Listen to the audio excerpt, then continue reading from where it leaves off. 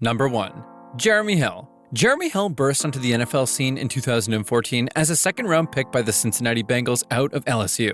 At 6 foot 1 inches and 230 pounds, Hill was a bruising back with surprising speed. As a rookie, he immediately took over the Bengals' backfield and made a statement. Hill rushed for 1,124 yards and 9 touchdowns in his rookie year, averaging an impressive 5.1 yards per carry. He looked like the next great power back, hard to bring down, efficient in the red zone, and capable of breaking off big plays. Bengal fans were thrilled. He looked like the cornerstone piece.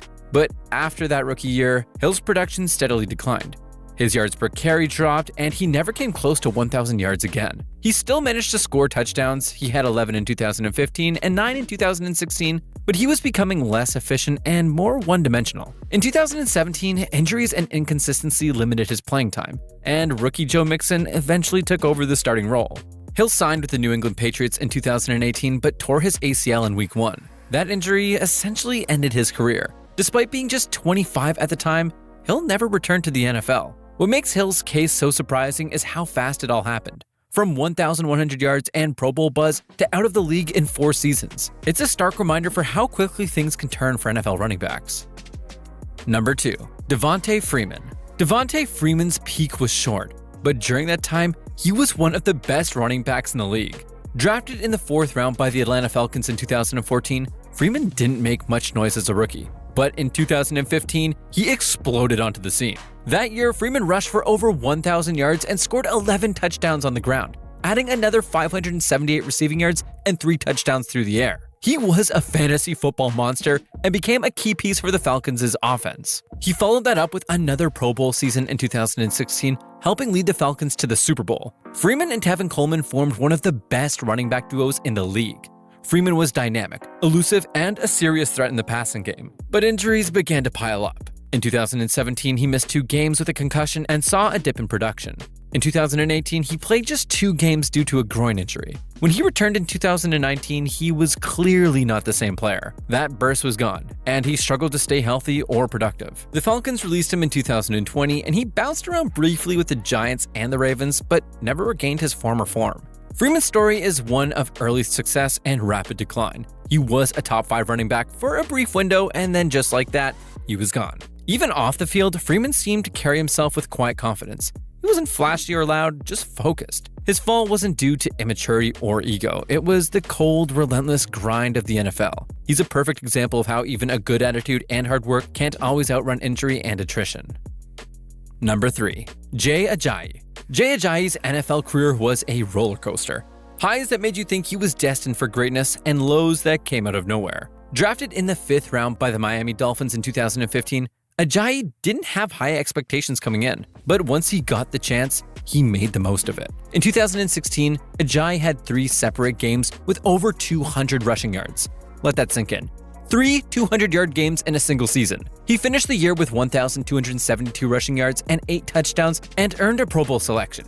He was powerful, shifty, and just hard to stop once he got going. But there were whispers of attitude problems and concerns about his long-term durability, especially his knees. In 2017, despite being the Dolphins' best offensive weapon, Ajayi was traded mid-season to the Philadelphia Eagles. In Philly, Ajayi played a key role in their Super Bowl run, splitting carries with LeGarrette Blount and Corey Clement. He wasn't the featured back anymore, but he was effective and dependable in the playoffs. Then, of course, came the injuries. He tore his ACL early in the 2018 season and never returned to full strength.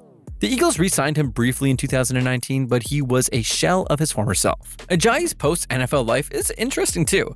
He became involved in esports, joining a FIFA esports team as a part owner. It shows that he was more than just a football player. He had other ambitions and a personality fans liked. Still, the football fan in you can't help but wonder what could have been if those knees held up.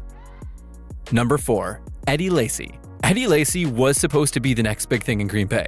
A second-round pick out of Alabama in 2013, Lacy brought power, vision, and toughness to the Packers' backfield, and he delivered right away. As a rookie, he rushed for 1,178 yards and 11 touchdowns, earning Offensive Rookie of the Year honors. In 2014, he followed that up with another 1,139 yards and 9 touchdowns, plus 427 receiving yards. He was everything the Packers needed, a reliable, bruising back who could take pressure off Aaron Rodgers. But by 2015, things began to slip. Lacy struggled with his weight, and his conditioning became a concern. He came into training camp heavier than expected, and his on-field performance suffered. His yardage dropped, and the explosive plays that once defined him were few and far between. In 2016, an ankle injury limited him to just 5 games. He signed with Seattle in 2017, but never found his footing. The burst was gone. The confidence seemed shaky, and he was out of the league after that season. Lacy was just 27 when his career ended. He had the tools to be a top-tier back for a decade, but a mix of injuries and fitness issues derailed what looked like a promising path. His story serves as a reminder that talent alone isn't enough. Discipline and consistency are just as important. Lacy's story became almost meme-like toward the end. He was mocked for his weight online, but behind that was a guy clearly struggling with expectations and pressure. In the right system, with more support, maybe his career would have looked completely different. Number 5. Phillip Lindsay. Phillip Lindsay's story is one of the most exciting underdog tales in recent memory. An undrafted free agent out of Colorado in 2018, Lindsay signed with the Denver Broncos and shocked the league. As a rookie, Lindsay became the first undrafted offensive rookie in the NFL to make the Pro Bowl. He rushed for 1,037 yards and 9 touchdowns and became a fan favorite almost overnight. His speed, agility, and heart made him stand out. He followed it up with another 1,000-yard season in 2019, proving he wasn't a one-hit wonder. At just 5'8" and 190 pounds, he wasn't built like a workhorse, but his toughness and quickness made him hard to tackle. Broncos fans loved him. Then came the decline. In 2020, Denver brought in Melvin Gordon, and Lindsay's role shrank. He battled injuries and finished the year with just 502 yards. In 2021, he signed with the Houston Texans, then bounced to the Dolphins and Colts, but never came close to replicating his early success. Lindsay's rapid fall wasn't due to lack of effort. It was a mix of injuries, poor team fits, and lack of opportunity. He proved he could play at a high level. But the NFL can be cruel to smaller backs, especially once they lose their primary role. Today, Lindsay has tried to stay involved with the game. He's expressed interest in coaching and has remained active in the community. He may not have had the long NFL career he deserved, but his story still inspires undrafted players chasing the dream. Number 6. Leonard Fournette. Leonard Fournette is perhaps the most high-profile name on this list. A top 5 pick in the 2017 NFL Draft, Fournette came out of LSU with sky-high expectations. At 6 foot tall, 230 pounds with breakaway speed, he looked like the total package. As a rookie with the Jacksonville Jaguars, he lived up to the hype, rushing for over 1,000 yards and helping lead the team to the AFC Championship game. He was physical, explosive, and looked like a franchise centerpiece. But his time in Jacksonville was rocky. Injuries, clashes with management, and inconsistent play led to his release in 2020. Just like that, the Jags gave up on a former top pick. Fournette signed with the Tampa Bay Buccaneers and took on a new role. He wasn't the feature back right away, but in the playoffs, he turned into playoff Lenny. He rushed for 300 yards and 3 touchdowns in the 2020 postseason, helping the Bucs win the Super Bowl. In 2021, he had a solid year, over 800 yards and 10 total touchdowns. But by 2022, his role diminished again. Tampa Bay released him in 2023, and as of now, he's out of the league. Fournette is still young enough to return, but the fact that he's not on a roster after multiple productive seasons shows you how quickly the NFL moves on. He may not be forgotten yet, but his sudden fall from a top 5 pick to teamless is a cautionary tale in itself. Fournette was never short on confidence. His physicality and swagger made him a unique presence. And while he achieved more than most on this list, his drop-off was still jarring. He went from a top 5 pick to a rotational back to unsigned in a handful of years. Number 7. DeMarco Murray. DeMarco Murray is a name many football fans remember, but his career still feels like a what-could-have-been story.